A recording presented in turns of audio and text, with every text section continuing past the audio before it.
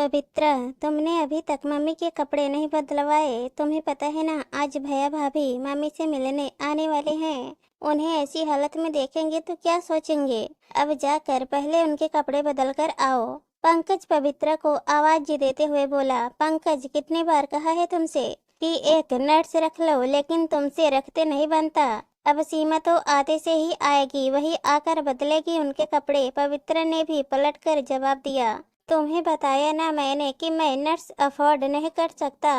तुमने पहले ही मुझसे पूछे भी नहीं सीमा के 3,000 रुपए बढ़ा दिए। पैसे क्या पेड़ पर लगते हैं? पंकज ने जवाब दिया। अच्छा, तुम अकेले कोई पैसे नहीं लगा रहे हो, तुम्हारे भैया भाभी भी तुमको बराबर पैसा देते हैं। अपनी मम्मी के इलाज के लिए उन पैसों को तो तुम अपनी जेब में संभाल करके रख लेते हो। मम्मी जी का इलाज सरकारी अस्पताल में चलता है, दवाइयाँ डिस्पेंसरी से आ जाती हैं, फिर भी एक नर्स लगाने में तुम्हें जोर आता है। आज तो पवित्रा भी बराबर जवाब दे रही थी।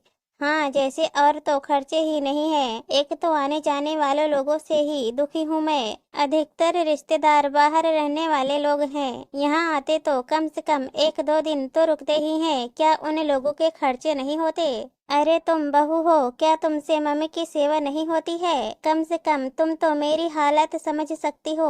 मैंने तुम्हारी मम्मी का ठेका नहीं लिया है जो उनकी सेवा करती रहूंगी। कोई मैं अकेली बहू नहीं हूँ, उनकी एक बहू और भी है। और क्यों समझूं मैं तुम्हारी हालत? क्या तुमने समझी थी मेरी हालत? कहते कहते पवित्रा की आंखों में आंसू आ गए। बस तुमसे तो गड़े मुर्दे उखड़वा लो। तुम्हारी मम्मी और मेरी मम्मी में बहुत फर्क है। और थोड़ा धीरे बोलो, अंदर मम्मी को सुनाई देगा। आज अपनी सास को तरसा रही हो तो कल को तुम भी तरसोगी। याद रखो, इंसान अपने किए हुए को इसी दुनिया में भुगता है। पंकज ने गुस्से में कहा। फिर तो समझ लो तुम्हारी मम्मी अपने किए को ही भुगत रही है। मेरी माँ भी इसी तरह बिस्तर पर थी, लाचारी सी। बदले में तुम्हारी मम्मी ने और तुमने क्या किया था? कहती कहती पवित्रा के आंसू जब रुके नहीं तो वो अपने कमरे में चले गई। पवित्रा अपनी मम्मी की इकलौती बेटी थी। पापा का देहांत बहुत पहले हो गया था। घर वालों ने उनकी दूसरी शादी के लिए दबाव भी बनाया था, पर पवित्रा के चलते उन्होंने शादी के लिए हाँ नहीं की। आखिर एक स्कूल में नौकरी कर उन्होंने पवित्रा को पाल पोस कर बड़ा किया था। जब पवित्रा ने अपनी शिक्षा पूरी कर ली तो उन्होंने पंकज से उसका विवाह करवाया था। जितनी उनकी क्षमता थी उतना उन्होंने अपनी बेटी को देकर विदा किया था। पवित्रा की विदाई के बाद अब वो अपने घर में बिल्कुल अकेली हो चुकी थी। उनके पास प्रॉपर्टी के नाम पर सिर्फ उनका एक 3 कमरों का मकान था। दिन में तो वो स्कूल में बच्चों को पढ़ाती थी और शाम को आस पड़ोस के बच्चों को ट्यूशन देकर अपना टाइम पास कर लेती थी, जिससे उनका अकेलापन भी काफी हद तक दूर हो जाता था।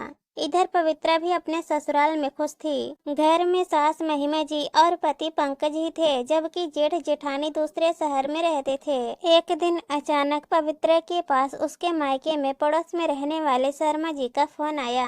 उन्होंने बताया कि मम्मी की तबीयत ज्यादा बिगड़ गई है, उन्हें अस्पताल में एडमिट कराया गया है। यह सुनकर पवित्रा पंकज के साथ फटाफट अपने मायके रवाना हुई। वहाँ जाकर पता चला कि उन्हें हार्ट अटैक आया था और ब्लॉकेज ज्यादा था, इसलिए ये बाईपास करना जरूरी था। खैर, मम्मी का मेडिकल था तो सब कुछ आसानी से हो गया। पंकज तो तीसरे दिन ही वापस आ गया, पर पवित्रा वहीं रह गई। 10 दिन बाद उन्हें अस्पताल से छुट्टी भी मिल गई, लेकिन समस्या ये थी कि अब बार बार चेकअप के लिए जाना था। उसने इस बारे में पंकज से बात की तो उसने कहा, यार मेरी मम्मी भी तो अकेली है, इतने दिन वहाँ छोड़ दिया वो क्या कम था? आखिर मम्मी भी अकेले यहाँ परेशान होती है। अब कुछ भी हो तुम तो यहाँ वापस आ जाओ। पंकज के फैसले को सुनकर पवित्रा वापस आ गई, लेकिन अपने साथ अपनी मम्मी को भी वहीं ले आई। आखिर उन्हें अकेली किसके भरोसे छोड़कर आती? उन्हें वहां देखकर महिमा जी और पंकज दोनों का मुंह बन गया। वो लोग तो सीधे मुंह से बात भी नहीं करते थे।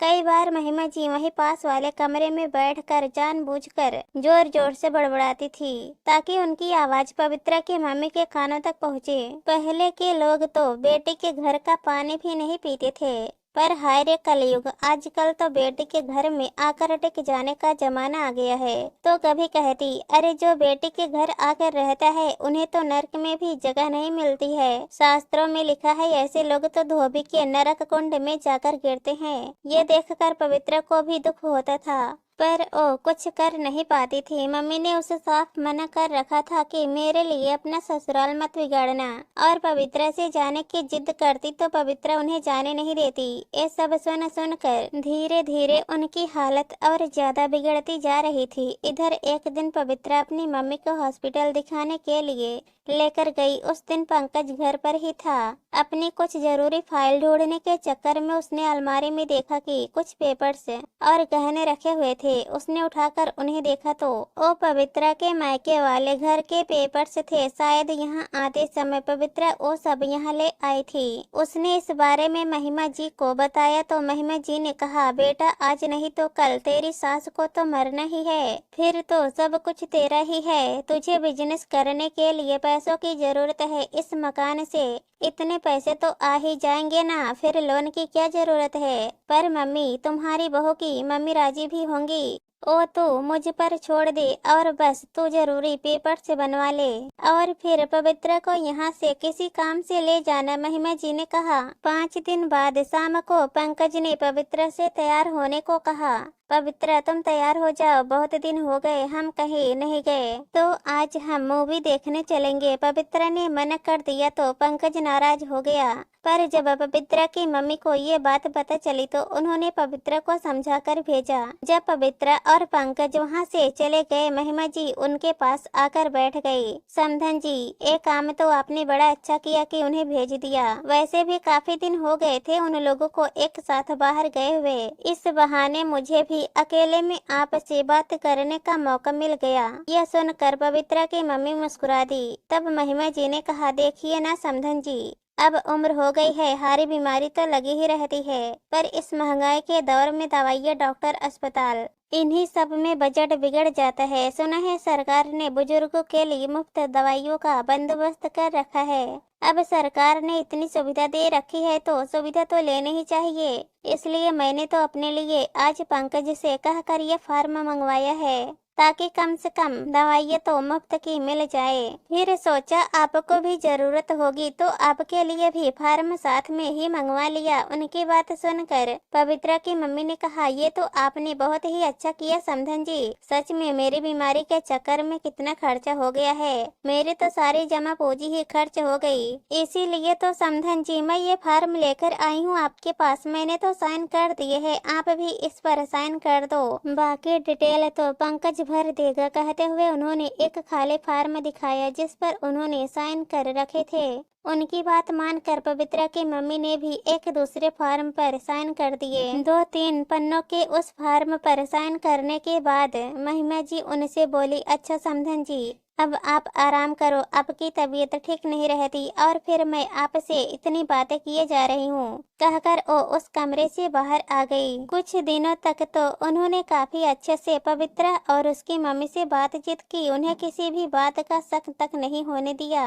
यहाँ तक कि पंकज उन्हें अपने पैसों से दवाइयाँ ला कर देता था और फिर कह देता था कि ये सरकार की तरफ से मुफ्त थी। लेकिन 1-1.25 महीने बाद अचानक पवित्रा के मायके में पड़ोस में रहने वाले शर्मा जी का दोबारा फोन आया। मम्मी का हाल चाल पूछ लेने के बाद उन्होंने पंकज के हाथों उनके मकान के बिक जाने की बात कही। तब जाकर उसे पता चला कि इतना बड़ा धोखा हुआ है। उस रात उसका पंकज और महिमा जी से अच्छा खासा झगड़ा हुआ था, पर दोनों बेशर्मी के साथ बोले, अरे आज नहीं तो कल सब कुछ हमारा ही तो था, बेचकर हमने हमारे काम में ले लिया तो गलत क्या है। हमारी तरक्की हो रही है तो तुम्हारी भी तरक्की हो रही है, पर ये तो धोखा है। आपने धोखे से मेरी मम्मी के साइन करवाए हैं पेपर पर, अब धोखा है, फ्रॉड है, कुछ भी है। तुमसे और तुम्हारी बीमारी माँ से जो बन पड़े कर लो। महिमा जी हाथों को नचाते हुए बोली और अपने कमरे में चली गई। उन लोगों के झगड़े की आवाज अंदर तक पवित्रा की मम्मी के पास पहुंच रही थी।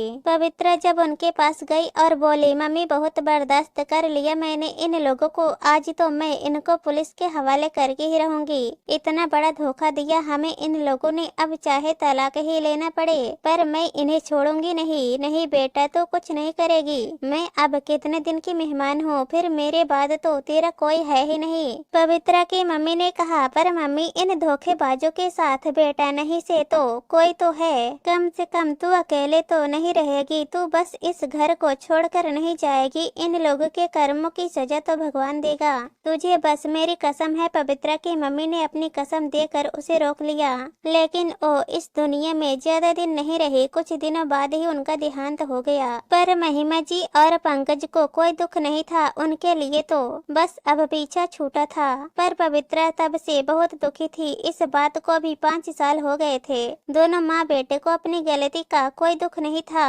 लेकिन अभी 2 महीने पहले पंकज के बिजनेस पार्टनर ने उसे धोखा दे दिया, जिसके कारण उसे काफी नुकसान उठाना पड़ा। बार बार उसके घर के चक्कर लगाने के बावजूद भी वो पंकज को कुछ भी देने को तैयार नहीं था। इसी बारे में वो और महिमा जी उसके पार्टनर के घर पर जा रहे थे कि रास्ते में एक्सीडेंट हो गया। पंकज को तो हल्की फुल्की ही चोटें आई थी, लेकिन महिमा जी को बहुत ज्यादा लगी थी। 20 दिन तक तो वो हॉस्पिटल में ही रही। वहाँ तो नर्स ने संभाल लिया था, लेकिन घर आने के बाद उन्हें किसी न किसी की जरूरत होती थी, लेकिन पवित्रा ने उनकी सेवा करने से साफ मना कर दिया। आखिर कुछ देर बाद उसके जेठ जेठानी वहाँ पहुँच गए। जेठानी ने आकर ही महिमा जी को संभाला था। ये देखकर पंकज ने कहा, देखो ये भी एक बहू है जो अपने सास की सेवा में तत्पर है, वरना कुछ बहुएं तो ऐसी होती हैं जिसे अपनी सास से कोई लेना देना ही नहीं होता। इससे पहले कि पवित्रा कुछ कहती, उसके जेठ ने कहा, सही कहा तुमने, कुछ बहू अपनी सास की सेवा कर लेती हैं। बस बात यह है कि मैंने अपनी पत्नी के साथ कभी कुछ गलत नहीं किया, पर तुमने मम्मी के साथ मिलकर अपनी पत्नी और उसकी मम्मी को धोखा दिया। फिर तुम उससे सेवा की उम्मीद कैसे कर सकते हो? अपने भैया की बात सुनकर पंकज चुप हो गया। कम से कम तुम्हारी पत्नी तुम्हारे साथ तो खड़ी है। मेरा पति ऐसा कर देता तो जेल की हवा खिला देती। अचानक भाभी ने कहा। ये सुनकर तो उसने अपनी नजर नीचे कर ली। भैया भाभी 2 दिन वहाँ पर रहे। भाभी ने ही महिमा जी को संभाला, लेकिन पवित्रा एक बार भी महिमा जी के कमरे में नहीं गई और न ही भैया भाभी ने उससे कुछ कहा। आखिर कैसे उम्मीद करते थे कि इतने बड़े धोखे के बाद वो उसकी माँ की सेवा करेगी। आखिर इस तरह के हालात देख भैया भाभी अपने साथ ही महिमा जी को ले गए, लेकिन जाते जाते पंकज को जरूर समझा गए, अपनी गलती को सुधार ले। माँ की सेवा करने के लिए तो फिर भी हम हैं, पर तेरी सेवा करने के लिए कोई नहीं होगा। सोच 5 साल पहले तू जिस जगह खड़ा था आज भी उसी जगह खड़ा है। धोखे का एक पैसा भी नहीं बचा तेरे पास। भाई कर्म लौट कर आते हैं, इसलिए संभल जा। पर पता नहीं ऐसा क्या दम्भ भरा हुआ था पंकज में कि उसने अभी भी अपने किया की माफी नहीं मांगी और न ही पवित्रा ने उससे माफी की कोई उम्मीद की। दोस्तों, कहानी पसंद आए तो हमारे चैनल को सब्सक्राइब कर देना। धन्यवाद।